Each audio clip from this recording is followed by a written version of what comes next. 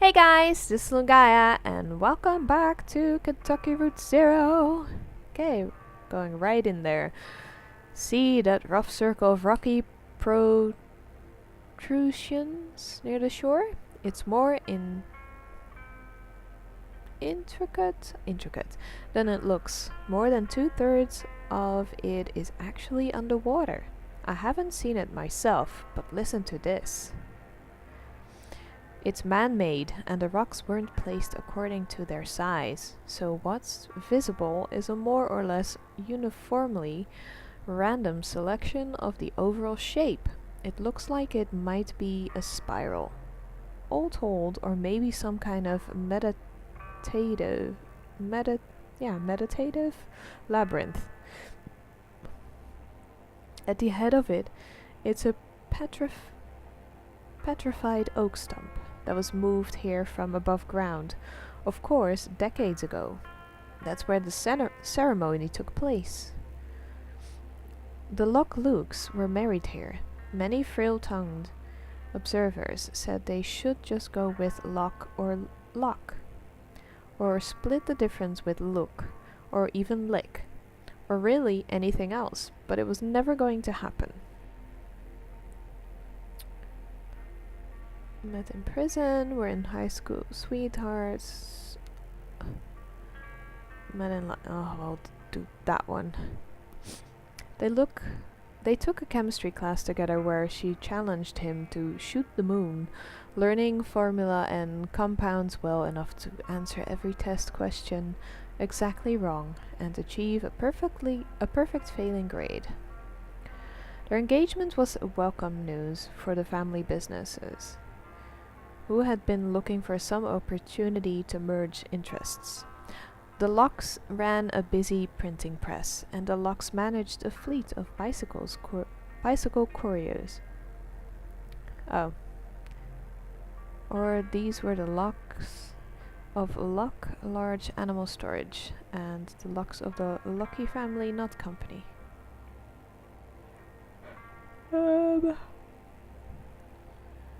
Which one is nicer? I'll do this one. Surely someone in some branch of those two great trees had elephant husbandry on the brain. This is all speculation. The ceremony itself was humble and perfunctory, and it must have somehow involved these rocks.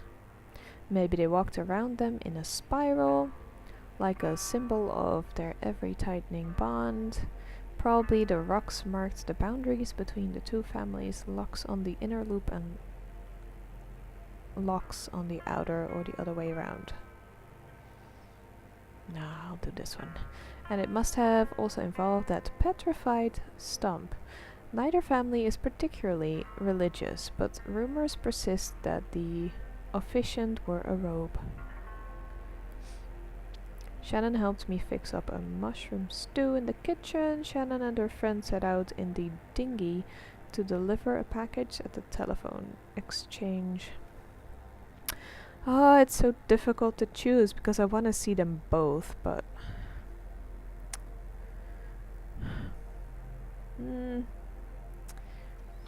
Which one should we do? I like to go outside more though, instead of being on the boat all the time. I'll do this one.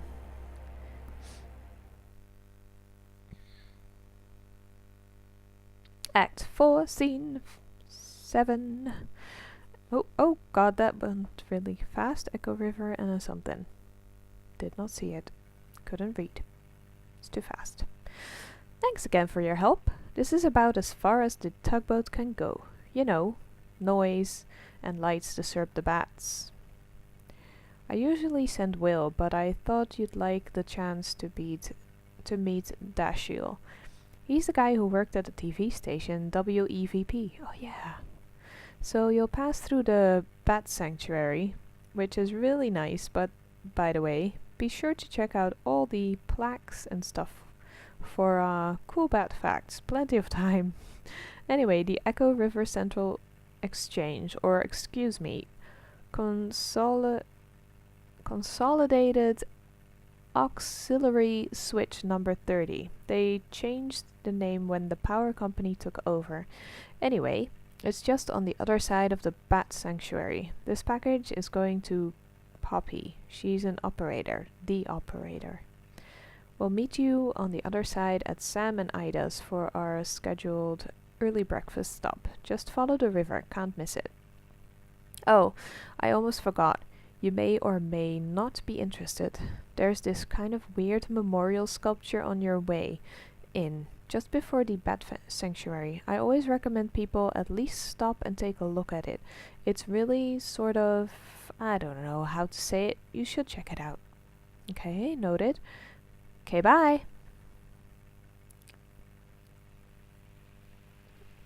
Do we do that? Like, do we need to stop ourselves?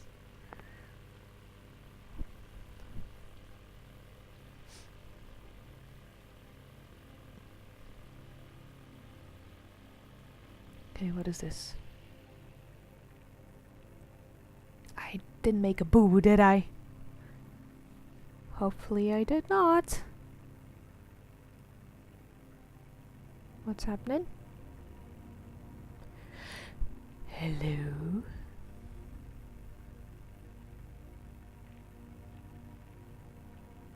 I'm not seeing anything.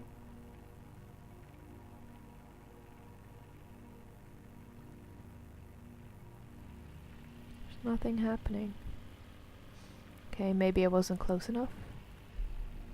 I don't know. What's this? That was weird. Okay, sign. We claim these helmets in the names of the folks who wore them, and we place them here in their memory, but also as a spit in the greedy green eye of that power company who bought up our old mine and traded our brothers and sisters' safety for a little more yield, but only yielded 28 good men and women dead when the walls collapsed and the tunnels filled with water.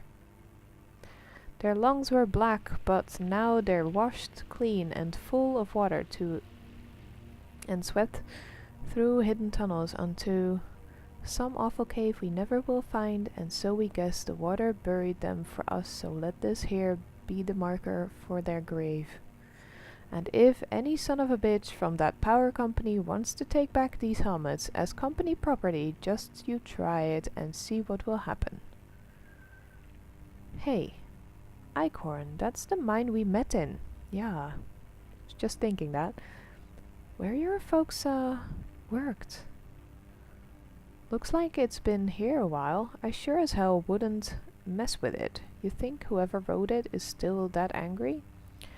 I don't think you ever forget anger like that. Sure, angry mainly just hurts. Yeah, everybody's got their own way, I guess. This probably stirs up, I mean, how do you... It's fine, I'm glad this is here. People should remember this happened. It brings back some anger for me too. The other miners made this, but it should have been the power company. It's their fault. I'll do this one. That one's nice. Well, here we are, remembering, and I didn't even know it the first time around, but here I am remembering it now. That's a fine memorial, I guess. Yeah, I guess so. So what is this button for? See if you push it.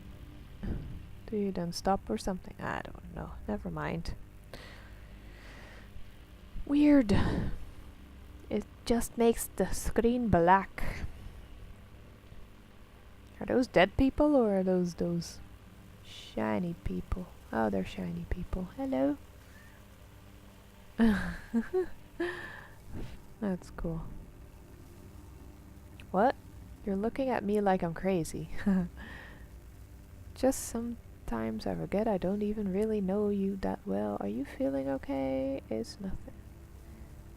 You feeling okay? Oh, yeah, sure. It doesn't hurt anymore, my leg.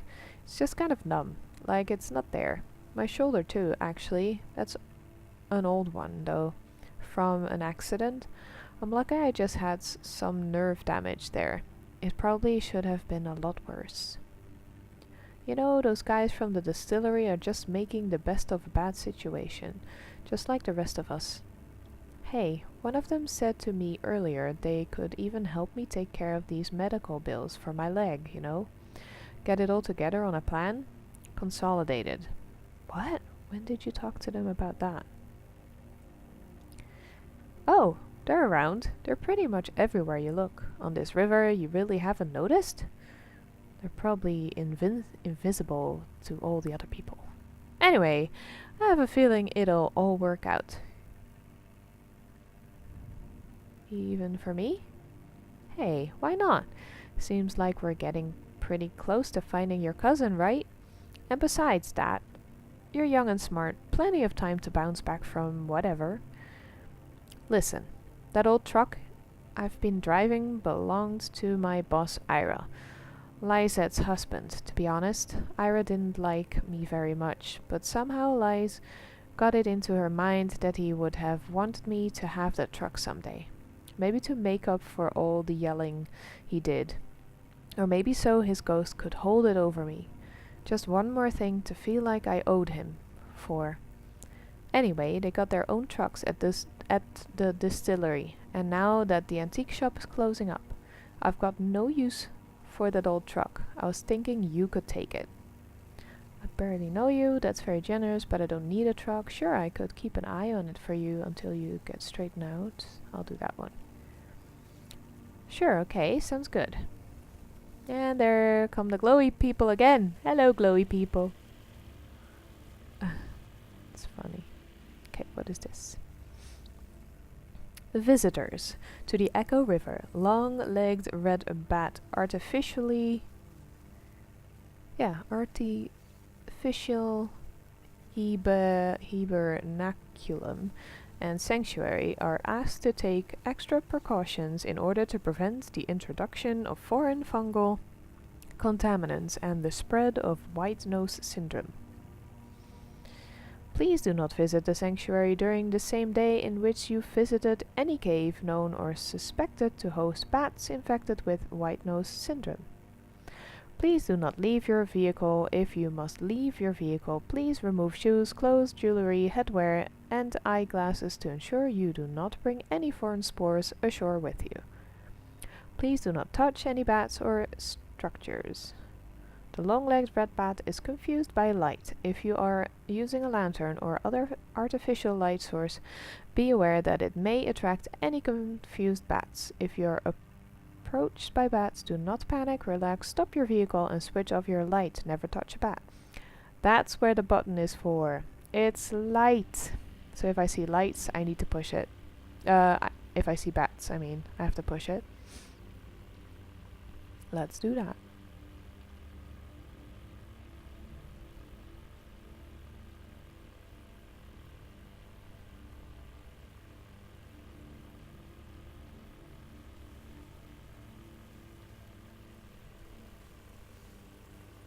Okay. Turning off.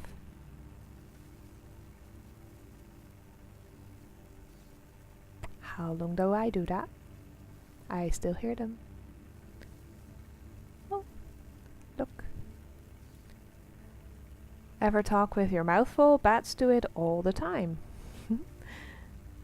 Bats talk in extremely high frequent clicks, too high for the humans to hear. Then they use their powerful ears to scan for the echoes of these ultrasonic clicks. By comparing very subtle differences in the time these echoes take to come back, differences of just millionths of a second, bats are able to picture their environment with enough accuracy to catch a flying insect.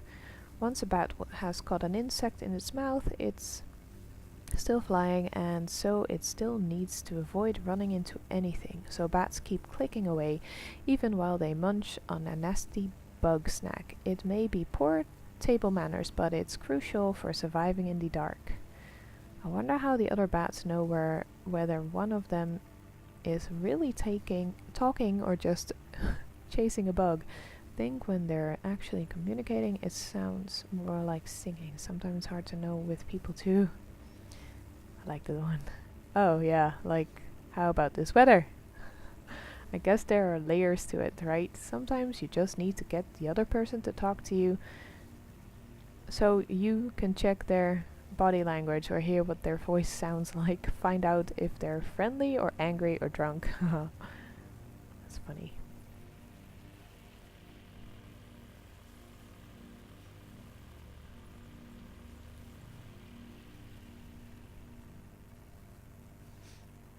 It's a lot of bats.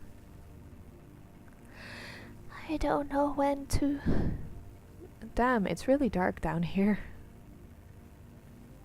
Are you still there?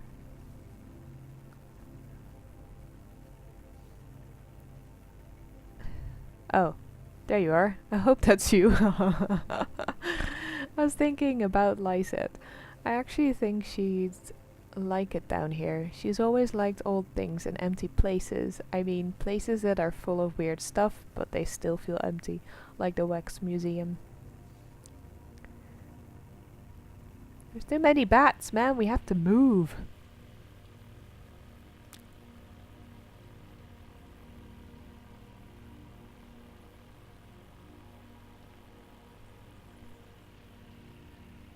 Read.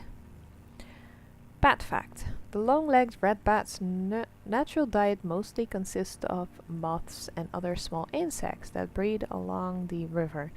Here at the artificial hibernaculum and sanctuary we use a combination of chemical snares and ultrasonic wards to repel all potentially contaminant-bearing insects and replace them with our own locally bred and spawned hypoallergenic antiseptic pseudomoths, which we call the little grey nothing moth.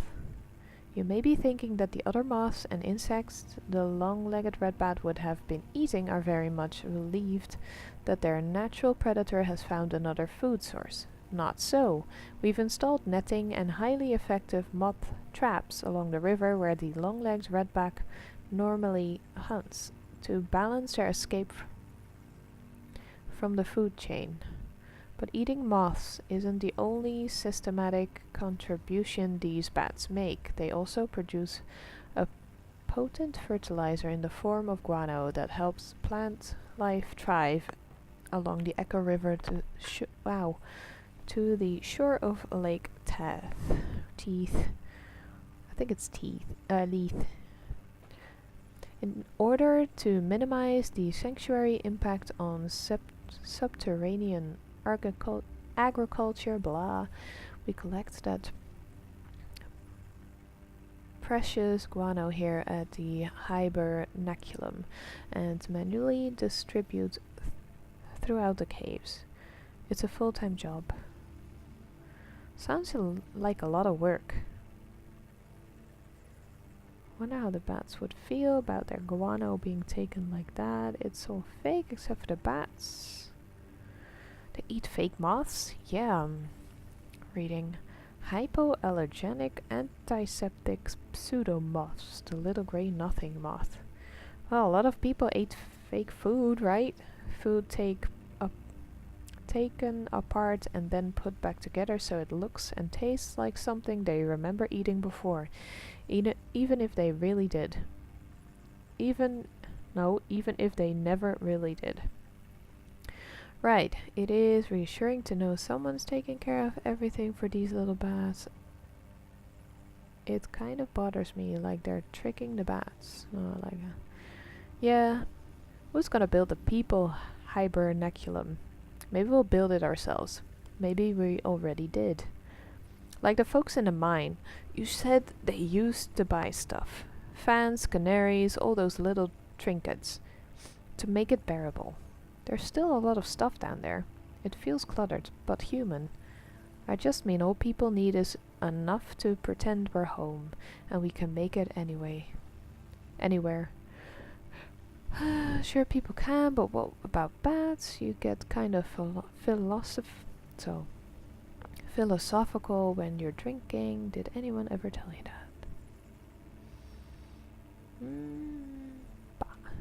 Yeah, I guess I do.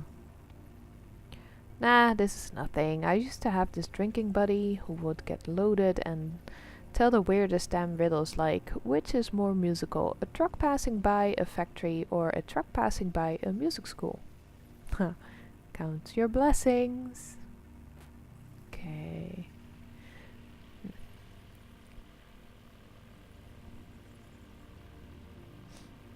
Those are some weird trees.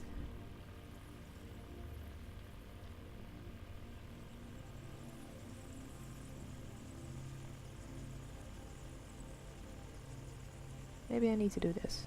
Just a little bit. Oh, better hang on a minute. It feels like there's one kind of hovering right over me. They don't really hover though, do they? I mean, how could they? I guess a lightning bug will hover by beating its wings really fast. Maybe they can do that too. I used to watch lightning bugs in the evening, out at the edge of the woods. Lysette's kid Charlie. He loved them, you know.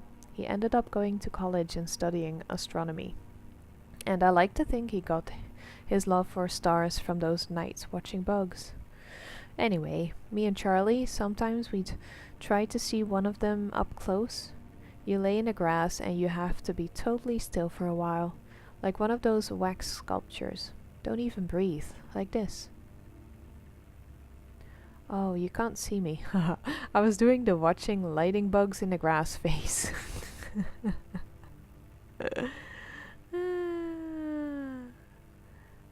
I think I can imagine it. Yeah, you've seen it already. When I fell in the mine, kind of stunned, in shock. Hey, who were you talking to earlier?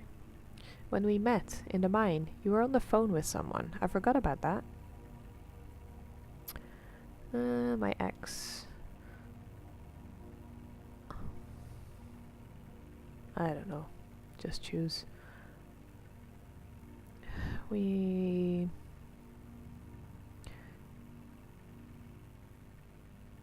met in school, we're pretty close. I was just venting on the phone about my landlord's issue. Called me to chat about something. Landlord?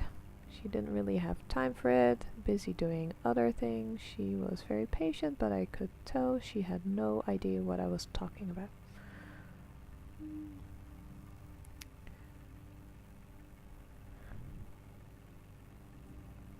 That one gets harder and harder to reconnect. I actually hate talking on the phone.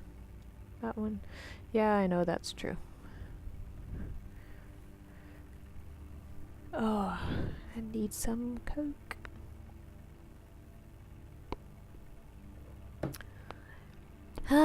Getting so thirsty talking so much. This is one of these games that you talk the whole time. It's actually pretty, tiring. And also I haven't recorded for a little bit, so then you need to get used to it again. Wow.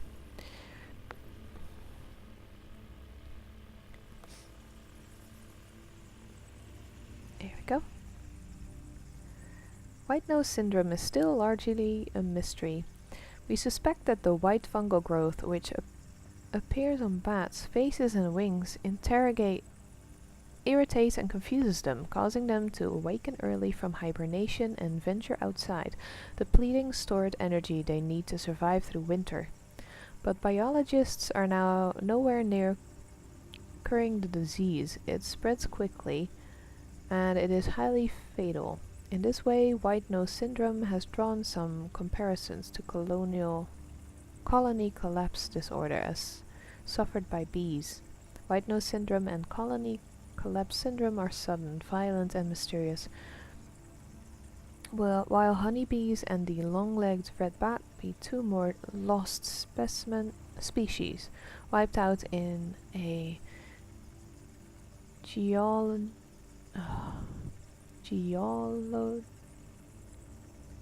blink and forgotten to natural history. It's possible that a cure wouldn't be identified in time, so the sanctity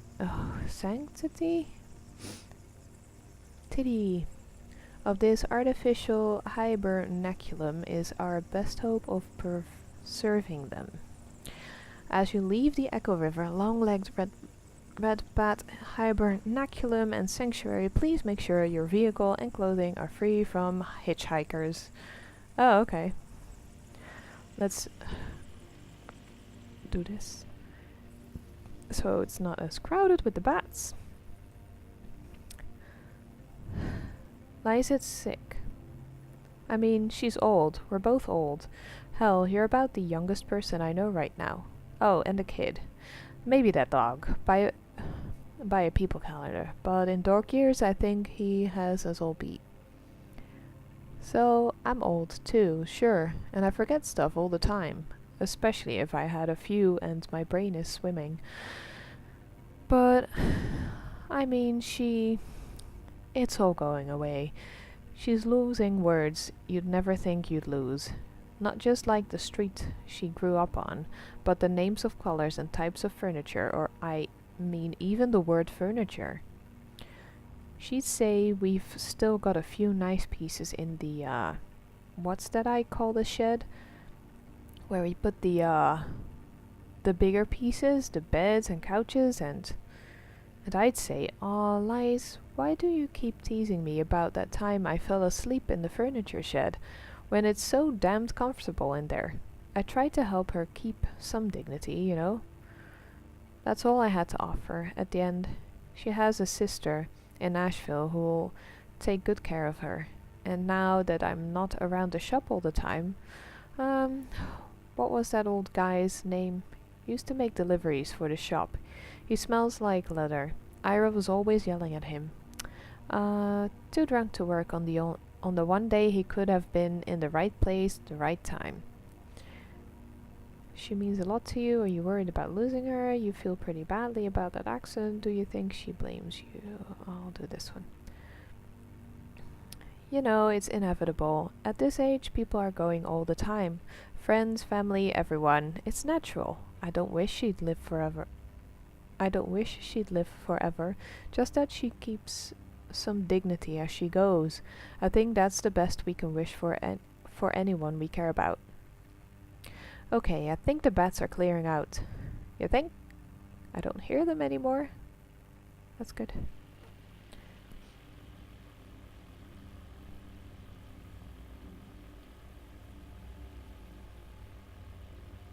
Okay, now I know when I need to do it. When they're getting really riled up and like loads of them.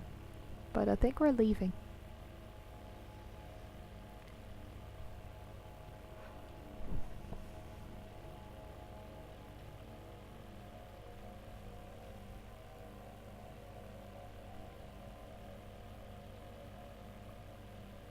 I'm glad I chose this. It's cool. I love bats, by the way. When I did an internship in a zoo, that was one of my favorite animals to look after. They're so cute and they're really sweet and nice. They're so sweet.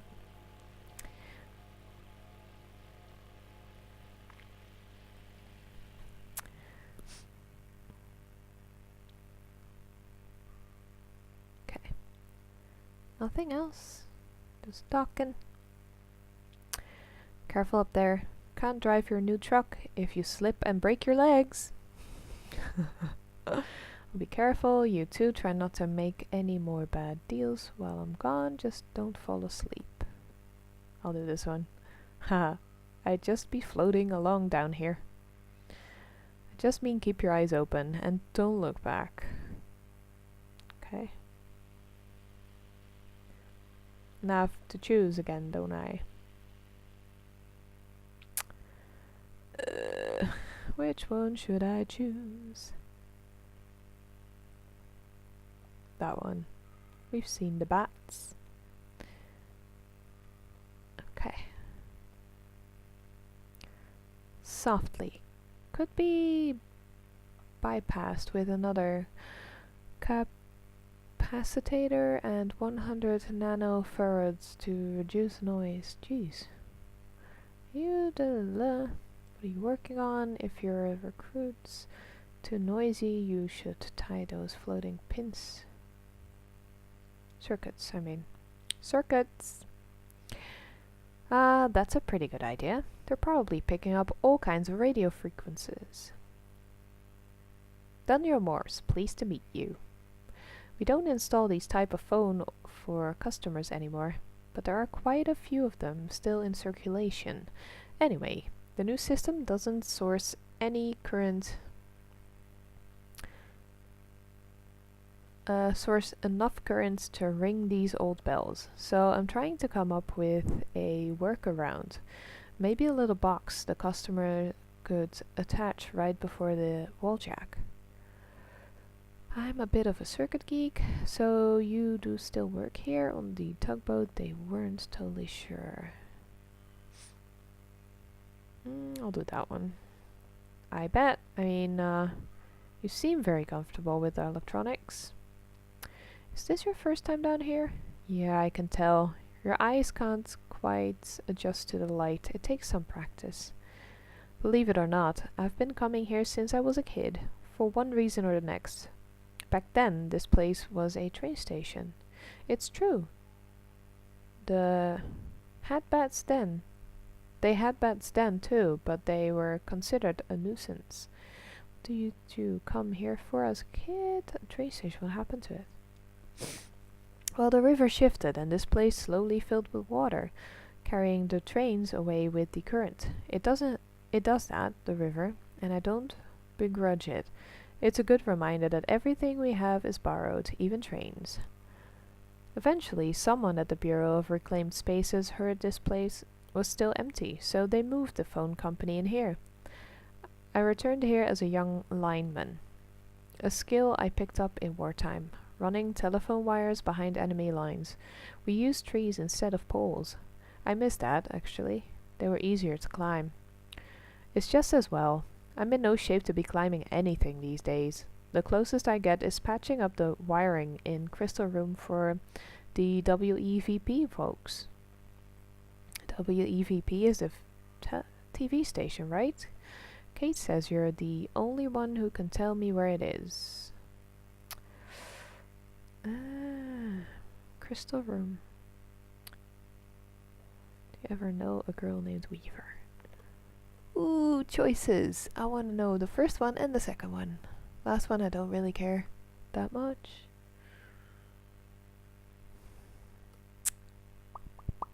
See if we know where the TV station is, we can find the Crystal Room. I'll do this one. Oh, maybe they could print some maps. It's not really supposed to be a secret, but it's not common knowledge either. That must be why they're always short-staffed. Listen, miss, if you're interested in WEVP, you should go talk to them directly. They're always looking for volunteers. Take the ferry over to the silo. There's a mail stop there. They don't have a sign or anything, just ask around. I guess I'll get back to this damn old ringer. Poppy's just a little further down if you're dropping off that package. Nice chatting with you. Okay. That's it. I want to know what the Crystal Room is. Plaque. Let's read this. Abel and Eloise, the lovers, couriers. Bred for racing, Abel and Eloise spent most of their lives as carrier pigeons in the employ of the Echo River Avion Post. They retired here after Abel was disfigured in an accident with a light aircraft.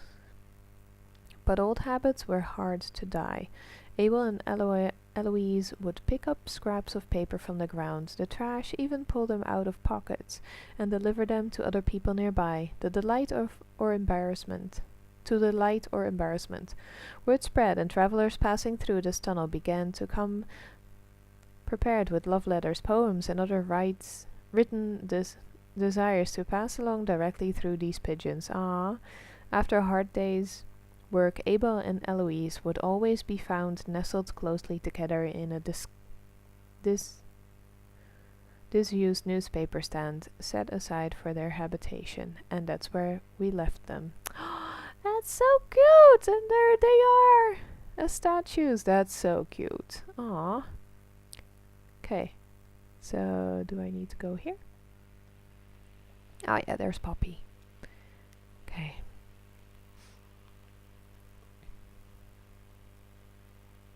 are more people on the other side.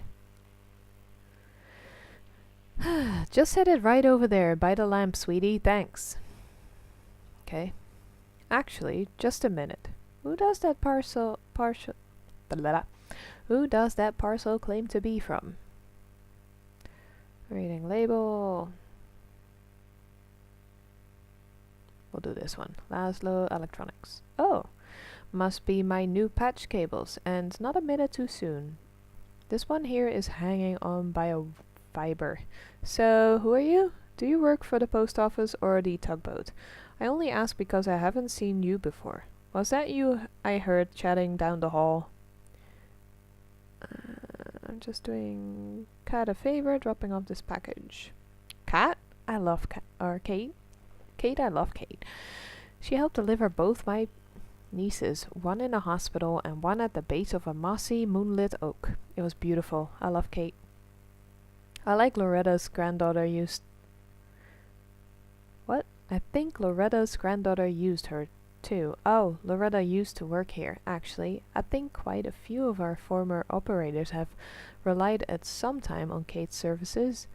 Well, now I guess they'll have more time with their little ones. As you can see, all their chairs are empty. It wasn't always like this. When I came to work at the Echo River Central Exchange, there were 12 of us.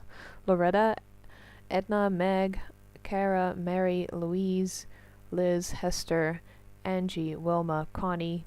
I was number 12. Connie and I were hired on the same day, but she showed up earlier. Marie finished college, and Hester was fired for snapping at a rude caller. But he had it coming, and I heard she did just fine on her own. So they hired Beryl, Jenna, and Shasiko, which brought us up to 13, and that was as many operators as we ever had here at one time.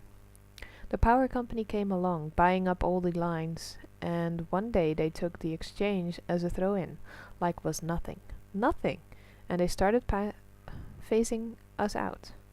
Edna, Meg, Kara, and Louise left one Friday evening, and were asked not to come back on Monday morning. Burley saw the writing on the wall and quickly found employment at the private PBX. They had Jana and Liz stop routing calls and write up some kind of best practices document instead. It was their final task as exchange employees. Some of the girls were reassigned to other divisions. Connie, I think, was checking residential meters. Shiko and Wilma were moved into energy sales, cold calling businesses to see if they needed to upgrade their electricity plan. At least they were still on the phone. Then it was just Loretta and Angie and me. We were swamped. The hours were hell and hard on the throat. The voice with a smile became a croak. I was gargling warm salt water in the break room, sipping from thermos full of hot honey broth stashed under my chair. Oh, I brought a lot of extended technique to the switchboard in those days.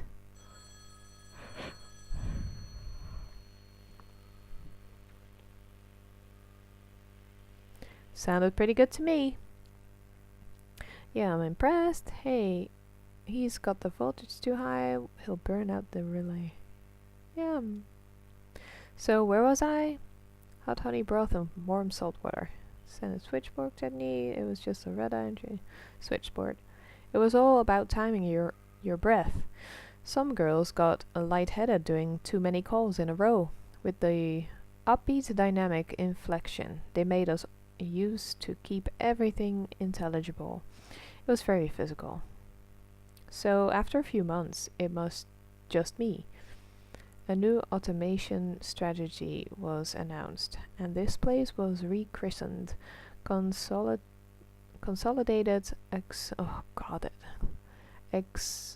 Auxiliary Switch number 30.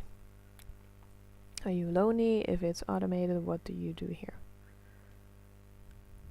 Yeah. It's not fully automated. There are still gaps in functionality that need a human touch. And you know, it really is all about touch here. Sound is a vibration, a touch you feel in your ear. So my voice is my touch. When we're talking, we're touching, even on the phone. That's an electric touch, an intimate little shock that makes your tiny hairs tremble. But that's not even what I mean. When I say it's all about touch here, when the power company first tried automating this old exchange with fancy new transistor arrays, the switchboard caught fire. It was just too much, too fast. So they tried using some clunky old mechanical relays, but then the calls were getting mismatched and out of sync. It was a nightmare.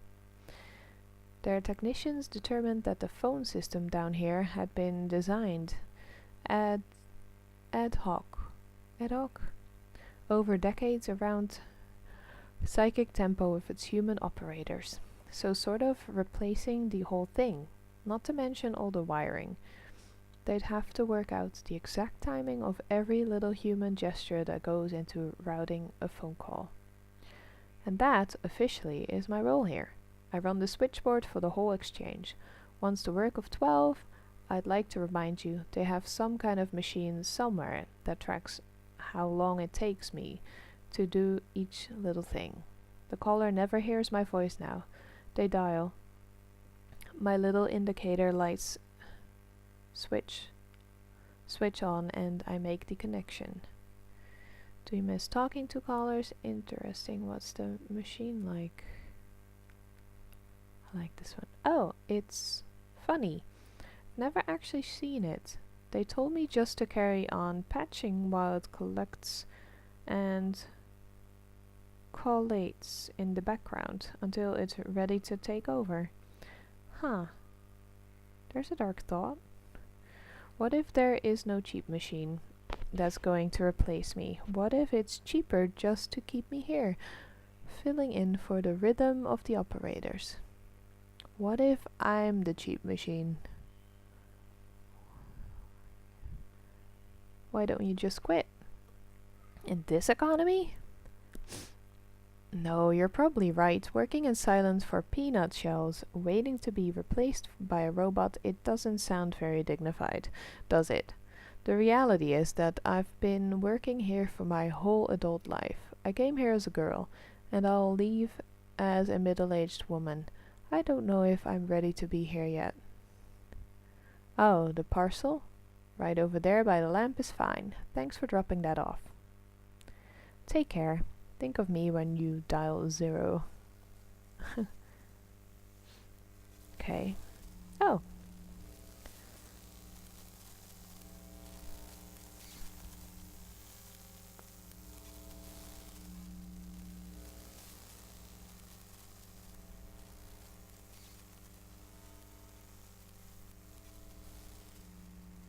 Okay.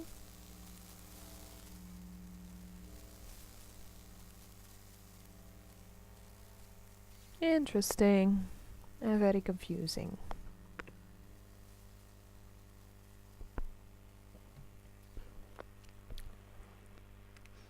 Did they just take Conrad? I'm so confused. What just happened?